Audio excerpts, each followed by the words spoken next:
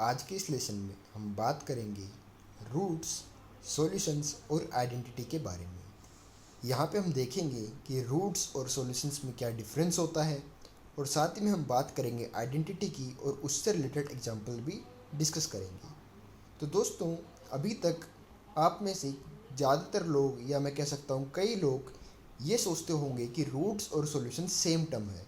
पर दोस्तों, ये बिल्कुल भी ऐसा नहीं है। क्यों? क्योंकि अगर आपसे पूछा जाए कि find the number of roots of the equation, या फिर आपको बोला जाए find the number of solutions of the equation, तो ये दोनों के दोनों क्वेश्चन बिल्कुल डिफरेंट हो गए हैं। इनका आंसर सेम नहीं आएगा। तो इन्हीं चीज़ को हम अच्छे से जानेंगे आज के इस लेसन के थ्रू। तो दोस्तों, आइए देखते हैं सबसे पहले कि रूट्स क्या होते हैं। तो दोस्तों, अब अगर हम बात करें रूट्स की, तो रूट्स क्या होते हैं? Roots are the values of X which satisfy the equation is called its roots और जीरोज ऑफ द इक्वेशन।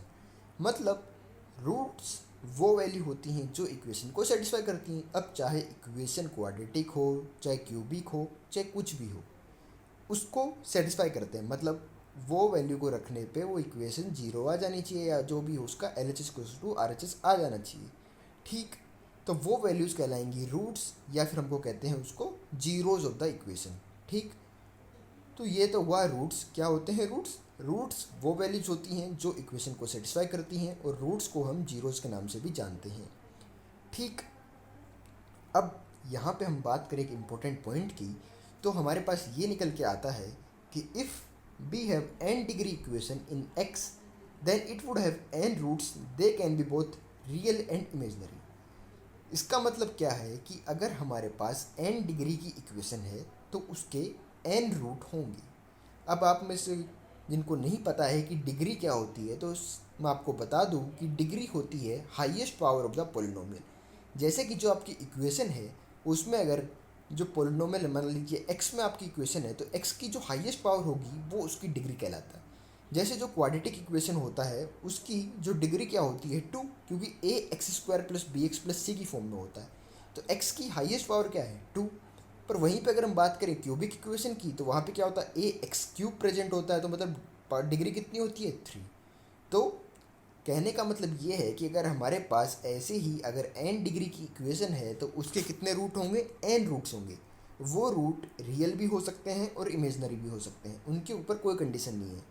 ठीक, तो मतलब अगर हमारे पास क्वाड्रेटिक इक्वेशन है तो उसकी डिग्री 2 होती है, तो उसके रूट्स कितने होंगे? 2। क्यूबिक इक्वेशन की बात करें तो क्यूबिक इक्वेशन की डिग्री कितनी होती है? 3, तो मतलब उसके रूट्स कितने होंगे? 3। तो ये तो हुआ रूट्स।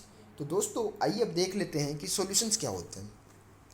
तो दोस्तों, सॉल्यूशंस क्या होते हैं? Distinct values of X satisfying the equation are called its solutions. मतलब सॉल्यूशंस के लिए कंडीशन क्या है कि दोनों वैल्यू अलग अलग होनी चाहिए। जैसे कि हमने एक इक्वेशन मानी X square minus 1 equals to 0। ये क्या है? क्वाड्रेटिक इक्वेशन है। इसको जब आप करोगे तो आपको क्या मिलेगा? X square equals to 1। तो जहाँ से आपको सॉल्व करने पे वैल्यूज़ मिलेंगी एक्स की 2 प्लस माइनस 1।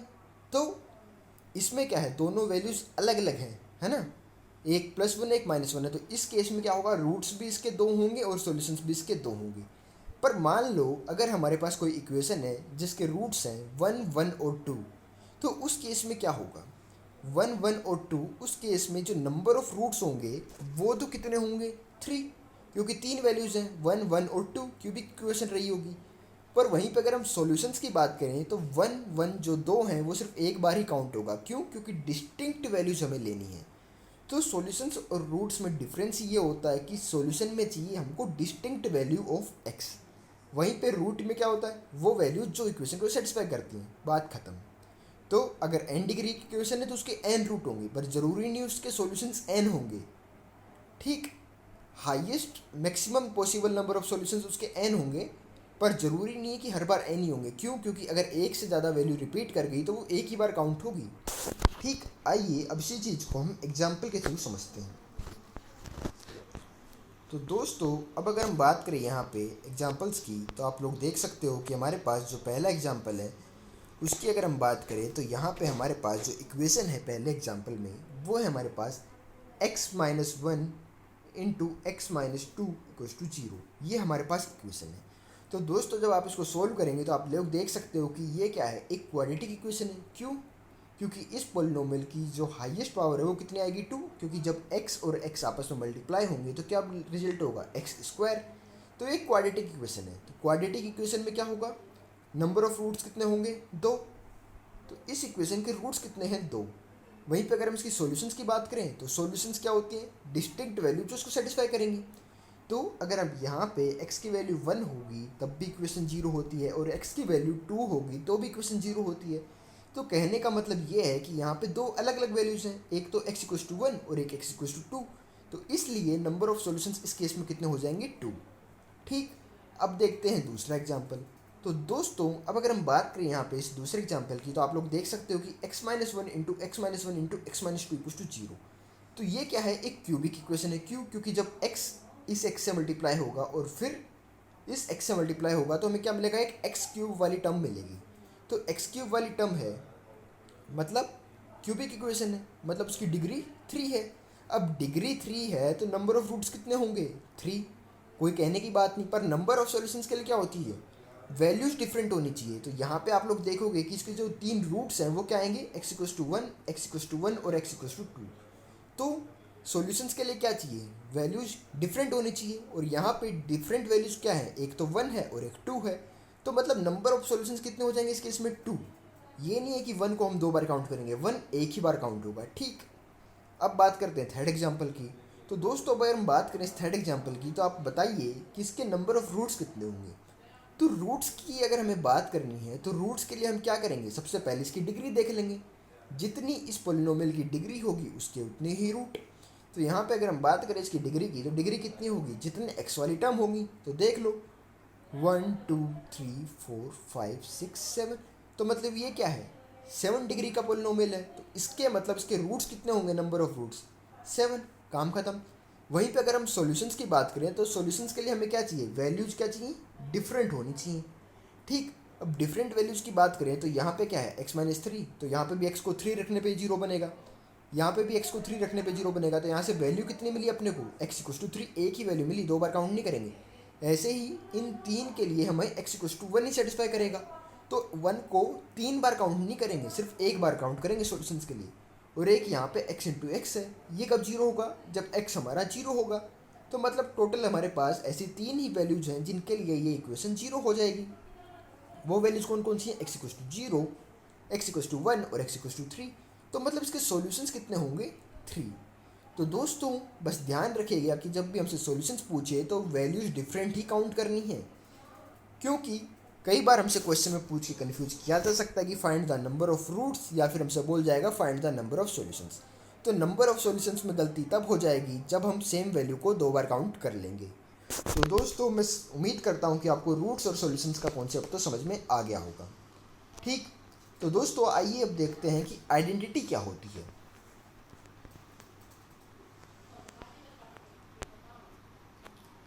तो दोस्तों अगर हम बात करें क्वाड्रेटिक इक्वेशन की, तो क्वाड्रेटिक इक्वेशन में क्या होता है, एनी पोलिनोमियल ऑफ डिग्री 2।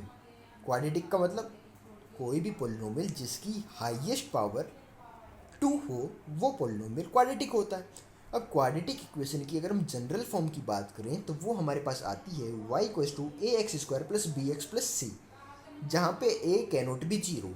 क्यों? अगर a जीरो हो गया तो ये वाली टर्म जीरो हो जाएगी, तो बी एक्स प्लस सी बनेगा। तो इसकी हाईएस्ट पावर क्या होगी, 1। तो ये लीनियर पोलिनोमियल बन जाएगा, क्वाड्रेटिक नहीं रहेगा।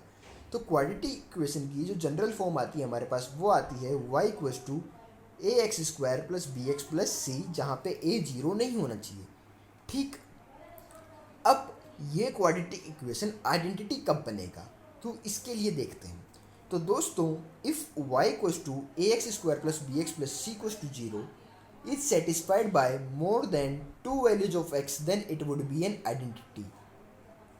ठीक, तो कहने का मतलब ये है कि अगर हमारे पास कोई n डिग्री का पोलिनोमियल है और वो n से ज़्यादा वैल्यू उसको सेटिस्फाई करती हैं तो वो एक आइडेंटिटी का काम करेगा। ठीक, यहाँ पे हमने 2 डिग्री के पोलिनोमियल की बात करी थी, तो हमने बात की कि अगर 2 डिग्री के पोलिनोमियल मतलब क्वाड्रेटिक इक्वेशन के 2 से ज़्यादा वैल्यू सेटिस्फाई करेंगी तो वो एक आइडेंटिटी बन जाएगा। तो ऐसे ही अगर हम जनरलाइज बात करें n डिग्री पोलिनोमियल के लिए, तो वो आइडेंटिटी तब बनेगा जब उसको n से ज़्यादा वैल्यू सेटिस्फाई करेंगी। ठीक, अब अगर ये क्वाड्रेटिक इक्वेशन जो कि है y = ax² + bx + c = 0, ये अगर एक आइडेंटिटी है तो इसका मतलब हम कह सकते हैं कि यहाँ पे जो a है वो b के इक्वल है और जो b है वो c के इक्वल है, और इन सब की वैल्यू कितनी है, 0। मतलब a = b = c = 0। तो ये रिजल्ट हम यूज़ कर सकते हैं जब भी आइडेंटिटी का क्वेश्चन आएगा। ठीक, तो मैंने जनरल आपको बता ही दिया कि so for an n degree equation if it would have more than n roots then it would have behave as an identity. तो मतलब सिंपल सी बात है, सबसे पहले देखो पोलिनोमियल की डिग्री, पोलिनोमियल की डिग्री देख ली, कुछ आ गई। अब अगर उस डिग्री से ज़्यादा रूट्स उसको सेटिस्फाई करने हैं पोलिनोमियल के, तो वो एक आइडेंटिटी बन जाएगा। और पोलिनोमियल अगर एक आइडेंटिटी बन गया तो उसके सारे कोएफिशिएंट्स क्या हो जाएंगे, आपस में इक्वल, और उनकी वैल्यू क्या होगी, 0। आइए देखते हैं इस कॉन्सेप्ट को एक एग्जाम्पल के थ्रू।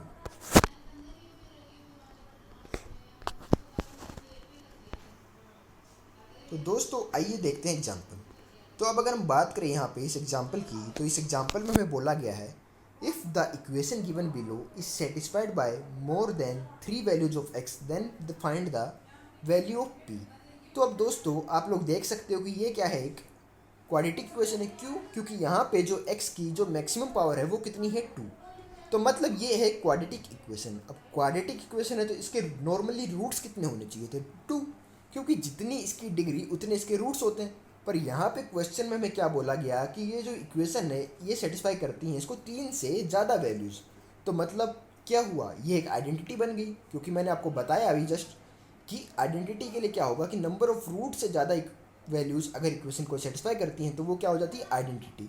और आइडेंटिटी होने के बाद क्या होता है, उसके सारे कोएफिशिएंट्स को हम इक्वल करते हैं और आपस में 0 करते हैं। तो मतलब अगर हम यहाँ पे बात करें इस क्वेश्चन की, तो इसमें हमें करेंगे क्या, हम इसको p² - 1 को 0 करेंगे, p² - 3p + 2 को 0 करेंगे, और p² - 5p + 4 को 0 करेंगे। ठीक, तो यहाँ से हमें p की वैल्यूज़ मिल जाएंगी। और फिर इन तीनों जो हमने 3 इक्वेशंस बनाई इनको 0 किया, इनमें जो p की कॉमन वैल्यू मिलेगी वो अपना आंसर हो जाएगा। तो आइए देखते हैं। तो दोस्तों अब अगर हम बात करें तो देखिए यहाँ पे हमारे पास क्या था, गिवन इक्वेशन क्या थी, क्वाड्रेटिक इक्वेशन थी, किसमें, x में। ठीक, तो ideally it should have 2 roots. Quadratic equation है, उसकी डिग्री कितनी होती है, 2। तो मतलब उसके नंबर ऑफ रूट्स कितने होने चाहिए थे, 2। बट यहाँ पे according to the question it is given that it has more than 3 roots.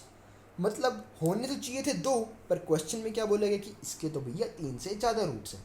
तो सिंपल सी बात है, ये एक आइडेंटिटी बन गई। आइडेंटिटी बन गई तो मैंने क्या बोला था, जो भी कोफिशिएंट है x² वाली टर्म का, x वाली टर्म का, और जो कांस्टेंट वाली टर्म है उनको 0 करना है। तो p² - 1 को हम 0 करेंगे, क्यों, क्योंकि x² का कोफिशिएंट था। p² - 3p + 2 को 0 करेंगे, क्यों, क्योंकि ये x वाली टर्म का कोफिशिएंट था। और साथ ही हम 0 करेंगे p² - 5p + 4 = 0, ये कांस्टेंट वाली टर्म थी। तो जब हम इनको सोल्व कर रहे हैं तो p² - 1 को 0 करने पे हमें वैल्यूज मिल रही हैं p की +-1। वैसे ही अगर हम p² - 3p + 2 को 0 कर रहे हैं तो हमें मिल रहा है, हम इसको मिडिल टर्म स्प्लिटिंग कर सकते हैं। तो इसको हम लिख सकते हैं p - 2 × p - 1 = 0। तो हम देख सकते हैं कि यहाँ से इसके रूट्स क्या मिले हमें, p = 1 और 2।